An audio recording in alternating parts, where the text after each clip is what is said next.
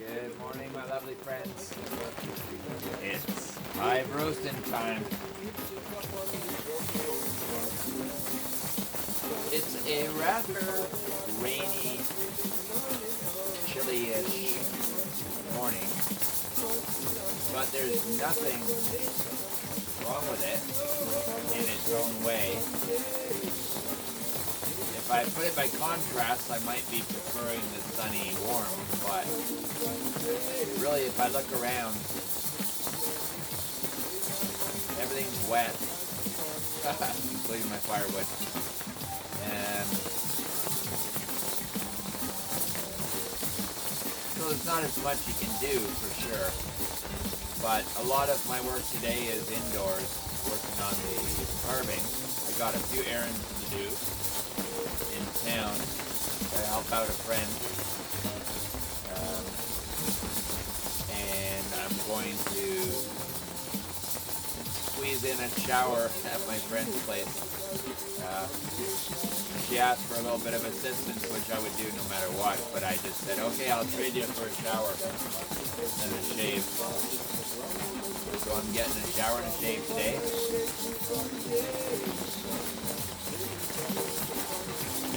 And but otherwise it's basically get that pumpkin carving happening, because it's starting to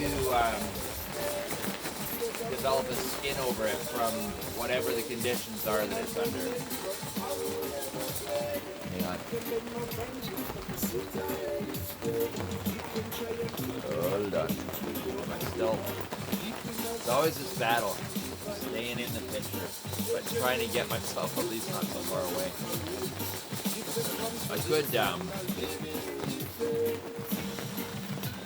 don't want to, this will go up a little bit more, so I don't have to angle it, because then I angle it and it takes away a whole bunch. So, no one's asked me why I'm wearing a flashlight on my head. I'm so disappointed, and I'm going to tell you anyways, because I'm sure someone thought it at least, because it's not dark, and I got a flashlight on my head. Well, to be honest, quite often I sleep with this flashlight headlamp on. It's actually quite comfortable. I actually sleep with the hat on too now that it's colder. But I leave the flashlight on as well, because if I get up in the middle of the night, instantly I have a light to shine.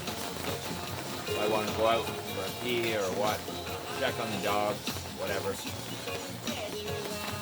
But it's basically in the barn where I need the flashlight, because hey Chipper, that I need the flashlight because everything's dark in there.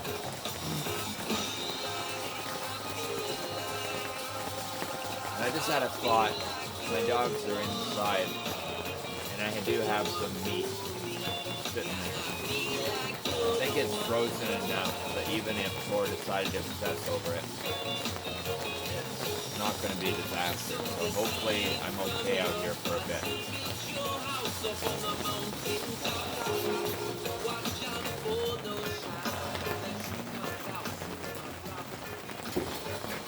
I don't know if that's too loud or not. Also, I got morning voice. So, morning voice and music too loud might be too much. But overall, it's a lot milder than it could be.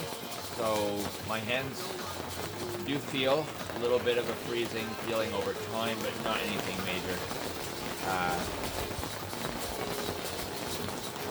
Oh, I can't wait. This is a 50th anniversary coffee for, what do they call it? Gold Star. And this is the one that is the 3 elite Hawaiians, the Kona, the Maui, and the Hawaii PB, which I think is pea berry, which are these little beans.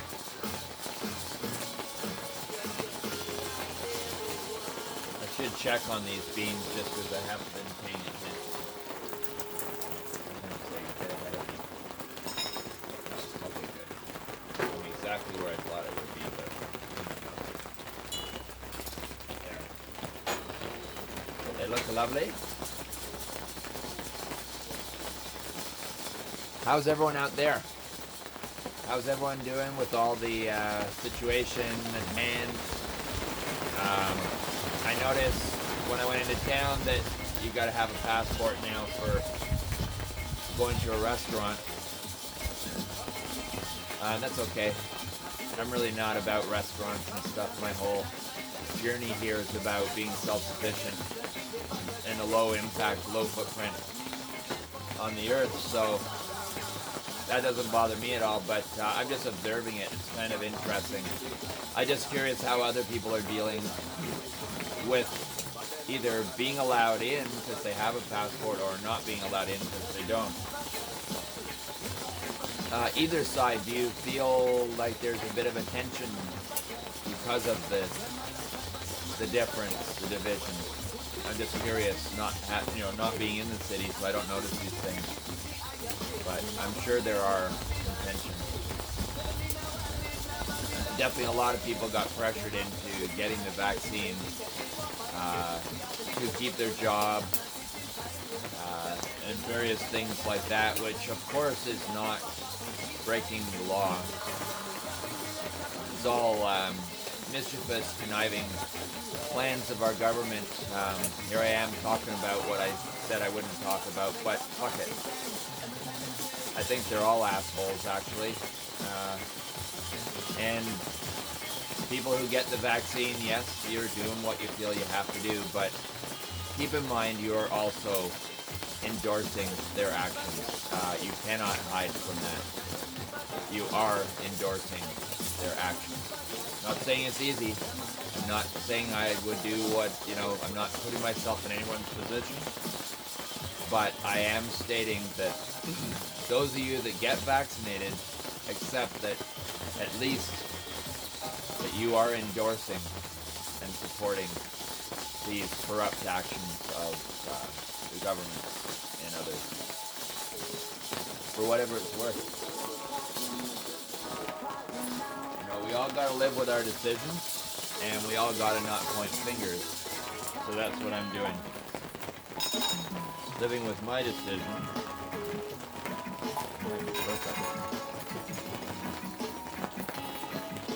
But we also need to be honest with each other and straightforward with each other. None of this hiding behind others and not wanting to be straightforward and open and deciding whether to stop here. It's a bit light. It's a bit light.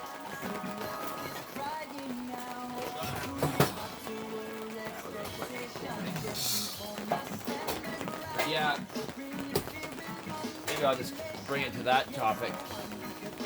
I'm feeling such a draw, such an invitation, such a heart opening to just up the level for myself in being as authentic as I can be, as honest as I can be, as authentically, straightforward.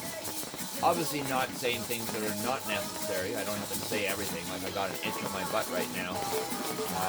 Neighbor on the street kind of thing. But I just mentioned that I believe that I feel that people who have got the vaccine, no blame. There's no blame attached. If someone takes that as me pointing a finger, that's a different thing, and it's a mistaken way that you've taken things. But I am starting now to be more straightforward, but I'm not holding anything. At least I'm doing my best not to hold anything against anyone. I'm just stating things as they come to me, as I feel them, as I see them, and doing my best not to judge others in anything. So ideally, I don't know if I'm there yet, but ideally I can just say to someone, hey, this is the case, this is how I feel. But hey man, don't worry, I'm not judging you. That kind of thing. That's where I'd like to be. that's where I'd like to be, and I'm working towards it. I tattoo people with vaccinations, without vaccinations.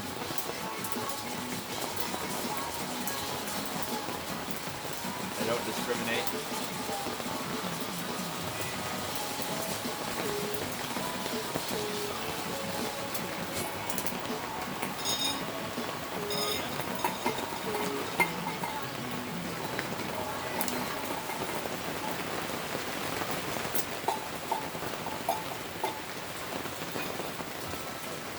I got a bean in there.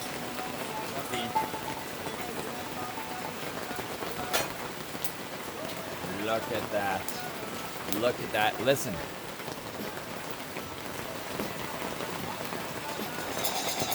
Might hear a few cracks.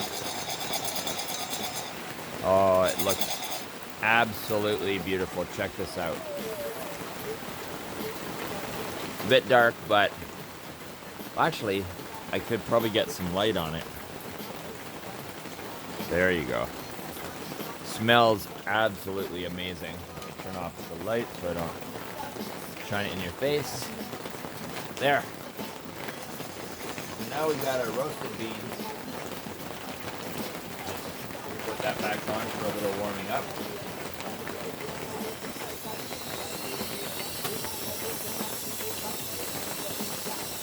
And nice shiny dark coffee bean.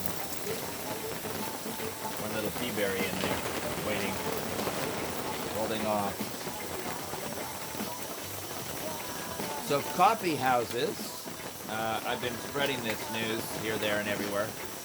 Historically, the coffee house was the place where the artists, the anarchists, the free thinkers, the ones who basically have evolved our planet in a good way. Most of them have, at some point in history, gotten together in a coffee house because it was the place where gatherings happened. I mean, this is even in Greece, although quite often the coffee houses had hookahs, shishas, and hash. But hey, that's beside the point. We're talking about the coffee here.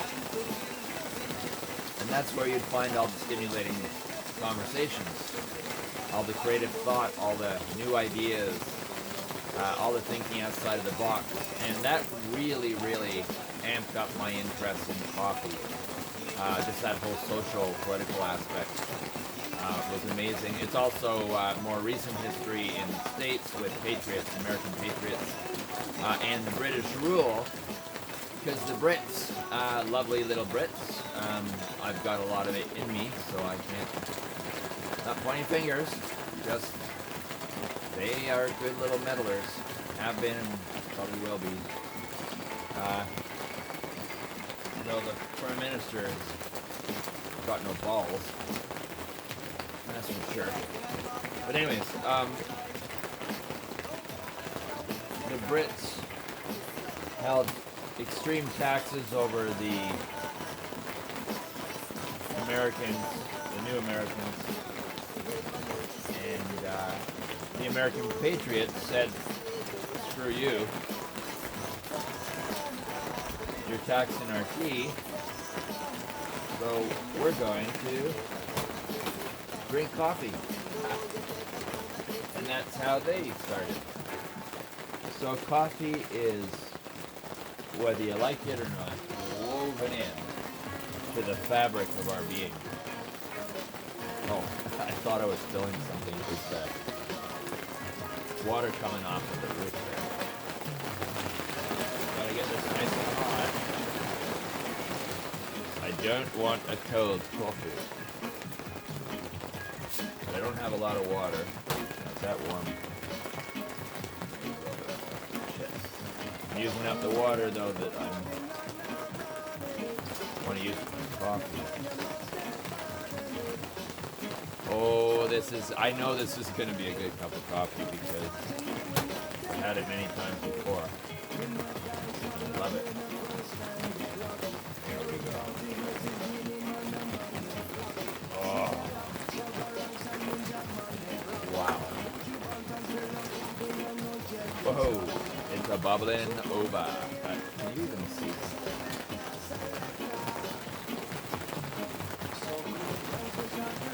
Look at that, right here.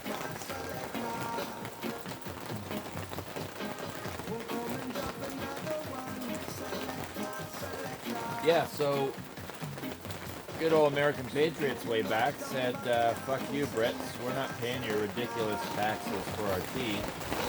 We're drinking coffee. And I love them for that. I love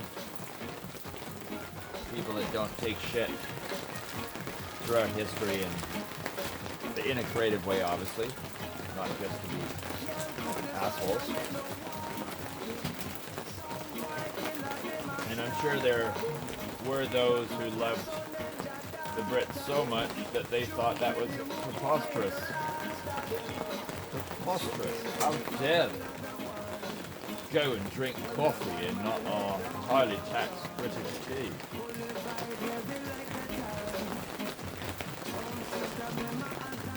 Be baffled.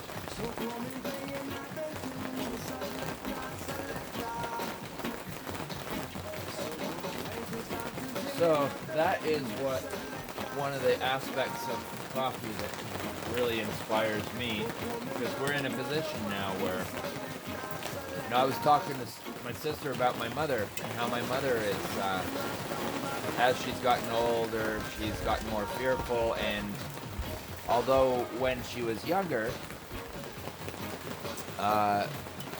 she never took shit. And I'll give you an example. I was born in England in Dunstable in 1961, November 2nd. And it was the big fashion thing to take thalidomide for morning sickness. And they pressured my mother, like a lot of people are being pressured today. And my mother said, fuck you. And I'm sure different words from that. Probably feck you or something. She said, screw you. I'm not taking that risk. I'll go through the morning sickness. I'll put up with it. I don't buy your bullshit. You know what? She trusted her heart and her gut. And my neighbor was born with flippers. I wasn't. So you get my point there. But my mother now, though, is, well, 84, 85. And is basically hiding out in her house like it's a bunker. My sister, who lives with her, also absolutely paranoid. Walk around with masks on amongst each other. Basically, my mother now just takes whatever is told to her. She's afraid of everything. She doesn't want to be around. She eats shit, but thinks that her ailments come from other things. You know, she's kind of bitter. She's sort of resorted back to the emotions of kind of a bitter 5-year-old, and things that she sort of hung on to with resentment and stuff. And I don't want to become like that. I see how it happens. I'm not blaming my mother, but it's sad because she doesn't get to leave this planet when she does, as her true self, as her strong self that she was in touch with once upon a time. My mother separated from my father when I was in grade 5, and I was the oldest, so you can imagine 4 kids, the oldest in grade 5. My mother separated from my father at a farm. She didn't even have the money to pay the movers with the moving truck. She didn't have a job, she didn't have training. She moved to Ottawa, just outside of downtown in the East End. And she dealt with it. You know, very courageous, strong woman, single mother. Dealt with criticisms of people around her. It was a weird time back then. You know, there were people that thought that there was neighbors, very, very strict Christian neighbors who felt that my mother raising us as a single mother and no father, she was guaranteed to have her boys turn out gay. Things like that. But same person, one of her boys turned out gay, and she wouldn't let him in her house when her daughter was dying, and he was the only one who quit his job and moved from Montreal back to take care of his sister. You know, so that was a time we were in. It was quite strict and intense.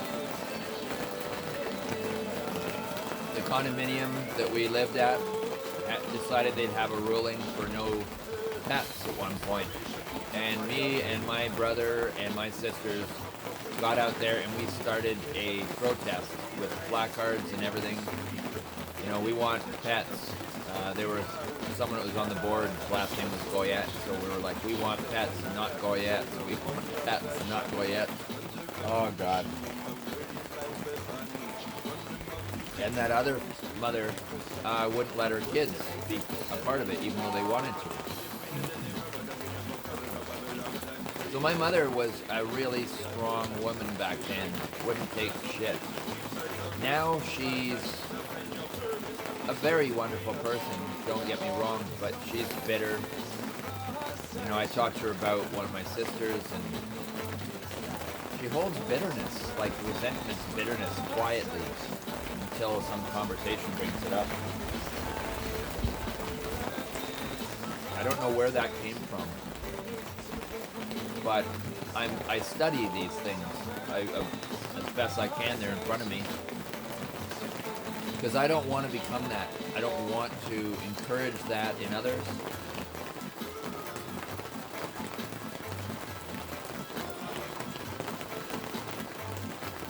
I know my mother went back to England when her father was dying, and her mother, and she was very upset when her mother died, last one,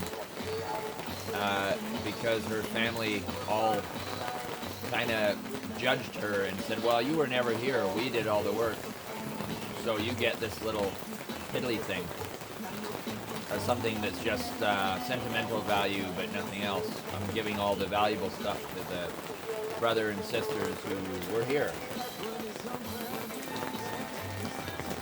And my mother said nothing to them, but she did speak to me about it.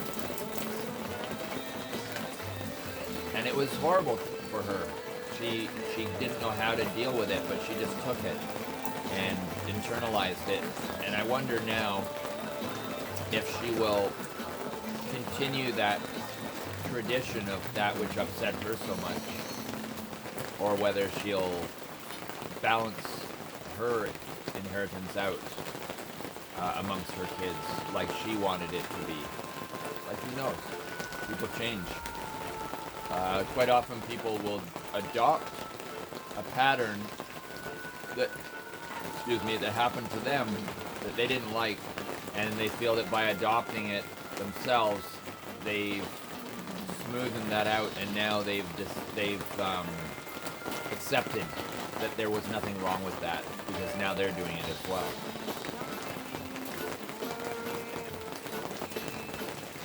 Hard to say how people tick, you know.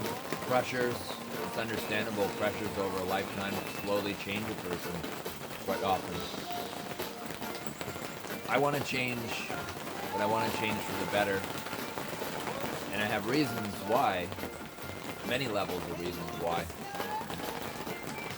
But one thing I can say is this world and what's going on, I'm not fooled. I'm not fooled by the bullshit.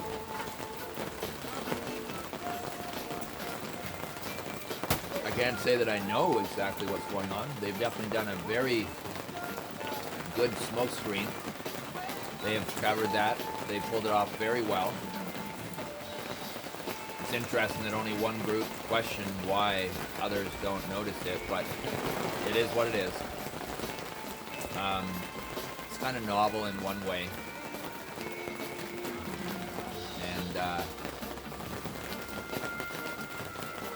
odd in other ways, but I've had enough odd in my life for the last few years. I think I'm meant to get used to the uncertainty and the oddness of things, and learn how to move through that unscathed and not falling off my surfboard. Surf those waves. I posted something the other day, oh god, by, I think it was Hermann Hesse. Yeah. About aloneness and going into that and finding a new level of self-empowerment. I think that's touching on an aspect of what my winter is going to be, or at least what I hope it's going to be. You know, I've gone this far. The universe has presented me with a certain life experience, and I'm embracing it, and I'm going to take it further. And I'm kind of working on my own little customized hermitage experience. And my inner work primarily will be my soul prints that I offer my friends for their inner healing.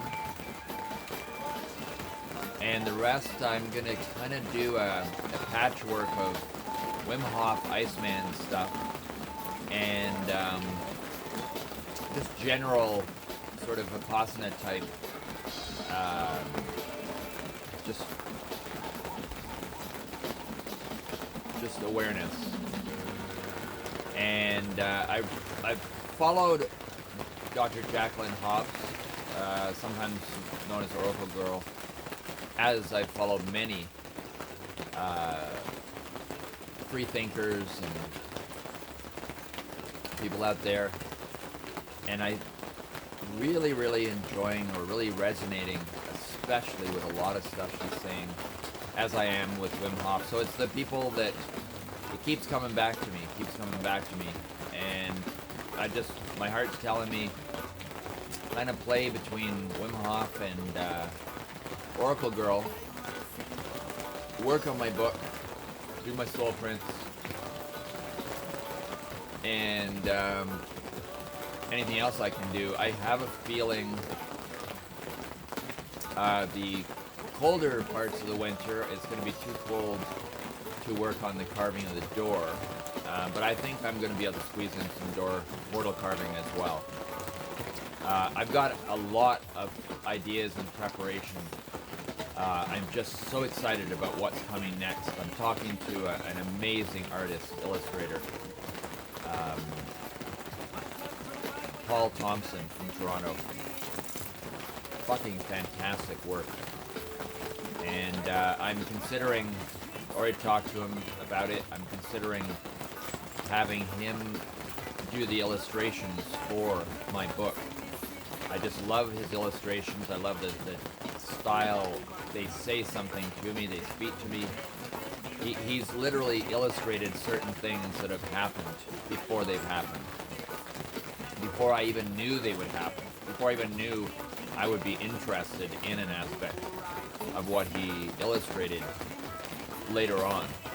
You know, and I was attracted to this one piece, and he asked me if I was interested in purchasing it, but there was just something that wasn't quite what fit my vision. And I asked him, I said, would you ever do a variation of this one, just to align with something else? And he said, for sure. And that was before Raven created the portal. And then later I look at his illustration and I'm like, oh my god. There is, in my eyes, what I saw, Raven standing in front of this portal, and you see her from behind. And that was the only aspect that I didn't resonate with, was it was not the kind of clothing and long blonde hair or lighter color hair compared to Raven. Now, who knows? Maybe it's an aspect of Raven. Maybe her hair is lighter in another dimension. I don't know. But anyways, I I saw it again, and I'm like, there's Raven standing in front of the portal that she created. And I'm like, God, don't ever, Damon, do not ever distrust your own inner feelings, because there it was. And I just knew Paul is meant to illustrate this book. And I'm so excited about it. I just know something amazing is happening. So I want to use this winter cloistered study to get a few things happening. So if you're feeling the draw and the call to, within your heart, to get a soul print throughout the winter months, do not think that I'm not going to be operating here. I will be. It's just touch and go. We don't know what the winter will be like. Everything's going to be set up for that. It's going to be a powerful, powerful time to get soul print work done. So don't shy away from that, but I would suggest, as I always do in the winter, have winter tires, just to be on the safe side. And then we just choose days where the forecast is, the roads are good. And you go that way. Lots of excitement throughout this year. It's a magical time. We're opening this space, inviting in all the good energies during this time with my lantern, interdimensional lantern. We're inviting in all the frequencies that we want and blocking out all the frequencies we don't want. And that's what my lantern largely is going to be doing, is already doing, as it's being created, is no different than some special radio frequency, citizen band radio, ham radio, where you're picking up signals and you're sending out signals. In that respect, the same. This works with dimensions, though, interdimensional realities, and it can sift through these dimensions and sort them out just like threads in a woven blanket. And that's what I'm doing right now, is creating the tuning. So in some ways no different than, say, my grandson, Ethan, building his own computer. So I'm kind of doing that. And I want to, I'll share with you, I want to, oh God, I went into part A, part B already. I want to share with you an idea that's coming forth, and I'm not tugging at it, I'm just letting it come forth, be born on its own.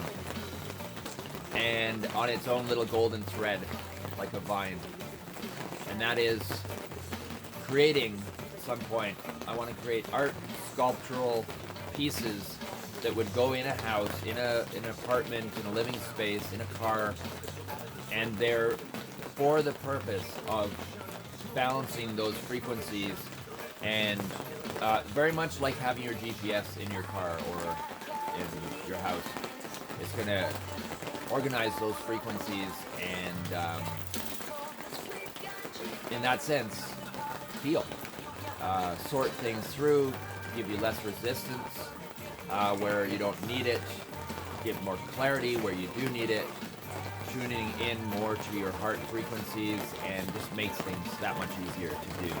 So anyways, on that note, I'm going to let you go. I got things to do. Talk to you soon. Love you all.